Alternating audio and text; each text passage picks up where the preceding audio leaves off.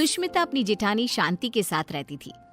दिखाने को दोनों देवरानी जेठानी एक दूसरे से बहुत प्यार करती थी, लेकिन देवरानी जेठानी के बीच की लड़ाई उन दोनों के अलावा अगर कोई जानता था तो वो थे उनके पति। उन दोनों में हमेशा ही लड़ाई होती रहती थी, कभी खाने को लेकर तो कभी कपड़े को लेकर। ऐसे ही एक दिन सुष्मिता का पति वरुण अपनी पत्नी और अपनी भाभी शांति से कहता है, सुष्मिता भाभी और भैया, मैं सोच रहा था कि इस घर में एक नौकर रख लेते हैं, क्योंकि इस बड़े से घर में मेरी भाभी माँ और मेरी प्यारी पत्नी के अलावा और कोई नहीं रहता। इस घर की सफाई करने में इन दोनों का कितना समय बीत जाता है, ये हमारे लिए खाना कैसे बना पाएंगी। तो मैं सोच रहा हूँ कि इस घर में एक नौकर को ले आता हूँ। वरुण, आइडिया बुरा नहीं है, लेकिन इन दोनों का झगड़ा देखकर मुझे लगता है कि हमें 2 नौकर रखने चाहिए। भैया, इतना बजट कहाँ है कि हम 2 नौकर रख सके। अरे आजकल नौकर कितने महंगे हो गए हैं। ये बात तो है। ठीक है, फिर 1 नौकर रख लेते हैं। हाँ, इस घर में नौकर ले आओ, लेकिन 1 नहीं 2, क्योंकि जो नौकर मेरा काम करेगा, मैं नहीं चाहती कि वही नौकर मेरी जेठानी का भी नौकर बनकर रहे। हाँ, मैं भी नहीं चाहती कि मेरा नौकर तेरा काम करे। हाँ, तो कह दीजिए ना जेठ जी को कि आपके लिए भी नौकर ले आए वो।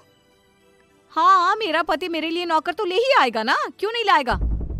इस तरह दोनों के बीच एक बार फिर से झगड़ा हो जाता है। ये देख वरुण और विक्रम उन दोनों की लड़ाई में ना पड़ते हुए अपने अपने काम पर निकल जाते हैं, और काम पर जाते जाते दोनों भाई आपस में एक दूसरे से बात करते हैं।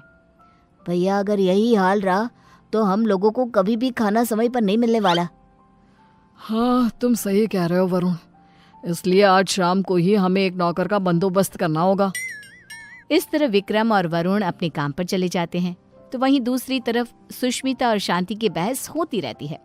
वो दोनों अपनी बहस में इतनी मगन हो जाती हैं कि उन दोनों को पता ही नहीं चलता कि कब समय बीत चुका है। ऐसे ही शाम हो जाती है, और शाम के वक्त जब डोरबेल बजती है, सुष्मिता दरवाजा खोलती है। उसके सामने वरुण और विक्रम के साथ एक नौकर दिखता है। उस नौकर को देखकर सुष्मिता वरुण से कहती है, अरे वाह वरुण जी, आप तो आज सुबह नौकर की बात कर रहे थे, और देखो शाम को आप नौकर भी ले आए अपने साथ। पति हो तो ऐसा, वरना ना हो। सुष्मिता की बातें सुनकर शांति का गुस्सा 7वें आसमान पर पहुंच जाता है, जिसके बाद वो अपने पति के ऊपर चिल्लाते हुए कहती है, अजी आप क्यों नहीं लेकर आए? आपको दिखाई नहीं देता मैं कितनी थक जाती हूँ? अरे भाग्यवान, इस नौकर को मैं और वरुण हम दोनों ही लाए हैं। श्याम लाल किसी एक की चाकरी नहीं करेगा, बल्कि वो पूरे घर की सेवा करेगा। हाँ भैया, बिल्कुल ठीक कह रहे हैं। श्यामलाल, किचन ऊपर है, जाकर खाना बना दो। ठीक है साहब। श्यामलाल किचन में जा ही रहा था कि तभी शांति उसे रोकते हुए कहती है, अरे श्यामलाल, पहले तुम मेरा और विक्रम जी का खाना बना देना। इन दोनों को क्या है, इन दोनों का आराम से बनाते रहना, क्योंकि ये लेट नाइट्स होते हैं। ठीक है मैम साहब। अरे ऐसे कैसे? श्यामलाल, पहले तुम मेरा खाना बनाओगे। बेचारा श्यामलाल उन दोनों की बात में फंस जाता है। वो सर पर हाथ रखकर बैठ जाता है, क्योंकि उसे समझ में ही नहीं आ रहा था कि पहले किसका खाना बनाया जाए। ये देख अब विक्रम श्यामलाल का समय फिक्स कर देता है, और अपने समय अनुसार श्यामलाल अपना काम करता है। कुछ दिन तो घर में शांति का माहौल बना रहता है, लेकिन एक दिन श्यामलाल कपड़े धोने के लिए सुष्मिता के पास जाता है और उसे कहता है, बेन साहब, कपड़े धोने के लिए हैं तो आप मुझे दे दीजिए, मैं अभी आपके कपड़े धो देता हूँ। उसकी बात सुनकर शांति आती है और उसके ऊपर चिल्लाते हुए कहती है, श्यामलाल, तुम पहले मेरे कपड़े धोगे। अगर तुमने मेरे कपड़े नहीं धोए तो मैं तुम्हें नौकरी से निकाल दूंगी। जी, नाम तो आपका शांति है, लेकिन आपके अंदर ना शांति नहीं है बिल्कुल भी। अरे इस समय वो मेरे कपड़े धोएगा। हाँ, श्यामलाल उन दोनों की बातें सुनकर फिर से एक बार फंस जाता है। दुखी होते हुए कहता है, मैम साहब, आप दोनों ही मुझे अपने कपड़े दे दीजिए, मैं एक साथ कपड़े धो दूंगा। नहीं, हमारे कपड़े एक साथ नहीं धुलेंगे। नहीं, हमारे कपड़े एक साथ नहीं धुलेंगे। उनकी बात सुनकर श्यामलाल बेचारा एक बार फिर कंफ्यूज हो जाता है, और वहां से मुंह लटकाए नीचे किचन में जाकर काम करने लगता है। ऐसे ही समय बीतने लगता है, और एक दिन श्यामलाल शांति के कमरे में कुर्सी पर खड़ा होकर पंखे को रगड़ रगड़ के साफ कर रहा था। ये देख सुष्मिता नौकर के ऊपर चिल्लाते हुए कहती है, श्यामलाल, तुमने आज तक इस तरह से मेरे कमरे की सफाई तो नहीं करी। अरे ऐसी कौन सी मेहरबानी करी है जेठानी जी, जो तुम उनके कमरे की इतने अच्छे से सफाई कर रहे हो।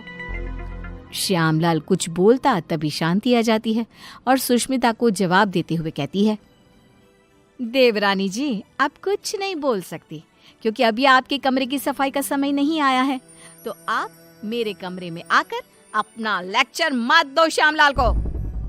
सुष्मिता मुंह बनाते हुए वहां से अपने कमरे में चली जाती है। कुछ समय बाद श्यामलाल सुष्मिता के कमरे की सफाई करने आता है। सुष्मिता श्यामलाल से अपने दरवाजे को भी घिसवाती है और अपने शीशे को भी चमकवाती है। कभी अपने कमरे के फर्श को अच्छे से रगड़वाती है और इस तरह श्यामलाल पूरी तरह से फंस जाता है। उसे समझ में ही नहीं आ रहा था कि इन दोनों को कैसे संभाला जाए, लेकिन वो बेचारा करता भी क्या, मजबूर था। ऐसे ही एक दिन श्यामलाल बाजार से सब्जियां लेने जा रहा था, तभी वो खुद से कहता है, क्यों ना मैं एक ही समय पर दोनों मेम साहब की सब्जियां ले आऊं और दोनों को अलग अलग समय पर दिखा दूंगा कि मैं अलग समय पर यही सब्जियां लेकर आया हूँ। यही ठीक रहेगा। इस तरह श्यामलाल सब्जियों को लेकर आ जाता है, लेकिन जैसे ही वो घर में घुसता है वैसे ही उसके सामने सुष्मिता और शांति खड़ी होती है। ये देख श्यामलाल के पसीने छूट जाते हैं। ये देखकर सुष्मिता कहती है, क्यों श्यामलाल, तुम्हारे पसीने क्यों छूट रहे हैं? तुमने कोई गलत काम किया है क्या? श्यामलाल, मैंने कितनी बार मना किया था कि इसके काम के साथ मेरा काम नहीं करना, लेकिन तुमने फिर से वही किया ना जो तुम्हें नहीं करना था।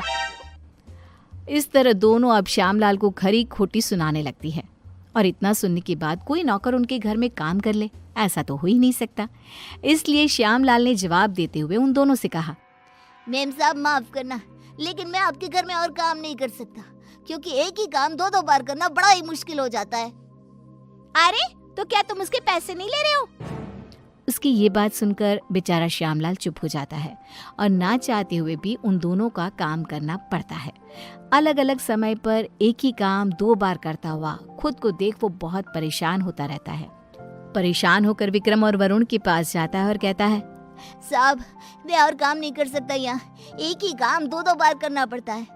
अरे एक काम अगर कोई 2 बार करेगा तो परेशानी हो जाएगा ना, इसलिए मैंने अब ठान लिया है कि इतने कम पैसों में मैं नहीं काम करने वाला। अगर आपको काम करवाना है तो आप किसी दूसरे नौकर को ढूंढ लो। मैं तो यही सलाह देना चाहूंगा कि आप दोनों अपनी अपनी पत्नियों के लिए अलग अलग नौकर रखना, वरना उस बेचारे का भी मेरे जैसा ही हाल हो जाएगा। इतना कहकर श्यामलाल उनकी नौकरी उनको ही सौंप कर चला जाता है। इस तरह बेचारे वरुण और विक्रम परेशान हो जाते हैं। कुछ समय बाद उन दोनों की पत्नियां हॉल में आती है और अपने पतियों से कहती है, अरे श्यामलाल कहाँ है? अरे श्यामलाल कहाँ है? दोनों भाई एक दूसरे की तरफ देखते हैं और कहते हैं, वो काम छोड़कर चला गया। तुम दोनों ने उसके नाक में दम कर रखा था। अच्छा, तो हम लोगों ने उसके नाक में दम कर रखा था तो तुमने उसको निकाल दिया ना, तो अब इस घर का काम तुम लोग ही करोगे। हाँ, मेरी देवरानी बिल्कुल सही कह रही है, अब इस पूरे घर का काम तुम लोगों को ही करना होगा। इतना कहकर दोनों देवरानी जिठानी चली जाती हैं। अब बेचारे वरुण और विक्रम दोनों को ही घर का काम करना पड़ता है। घर की सफाई, कपड़े धोते, बर्तन धोते और खाना बनाने के बाद बेचारे दोनों ऑफिस जाते।